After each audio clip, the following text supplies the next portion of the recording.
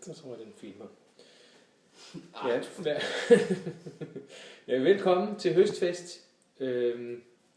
Vi har en chiliplante her, og I kan se heroppe, der sidder så årets høst. Det er ikke så meget i år, men jeg tænker, at kvaliteten er bedre end kvantiteten. Jeg har inviteret Victor til at være medsmager og dele høsten. Det ser jo pænt kedeligt ud. Så nu plukker jeg den, og så vasker vi den lige.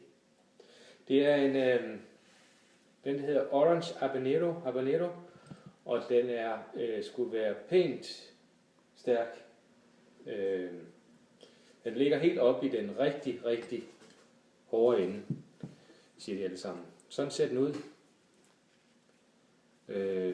Det er noget, der er nogen, der siger, at elefanter kan mærke det gennem deres hud. Jeg ved ikke, om det er rigtigt. Nu deler vi den i to. Og Victor, er du klar? Jeg tænker, vi bare tager den ind i munden. Ja. Den er krydret. Hvad tænker du? Fik den godt? Ja, tak. Ja, faktisk. Der er noget gods i den her. Det var regnet med. Hvad? Det var regnet med. Hold da op. Det er virkelig. Den fylder. Hvad synes du? Kan du lide den? Hvor er din henne, Victor?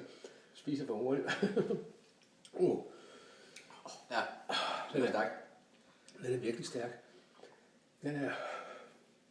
Nu får jeg svedeture. Ja. Den er svar.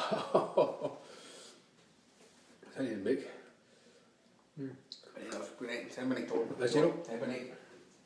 Det er virkelig. Det er virkelig. Victor. Øj, det er stærkt. Hvor er det henne, Victor? Du skal komme herover. Må jeg lige få lidt af det der?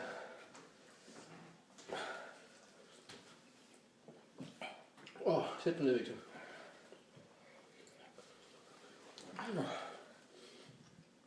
Ej, det er stærkt.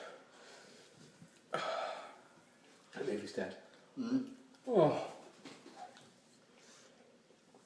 er sådan bare helt... Æder. Det er sådan det. Langt ned i halsen. Jeg skal spise den. Hvad? Ej, det er stærkt. Jeg tror, jeg stopper nu. Okay.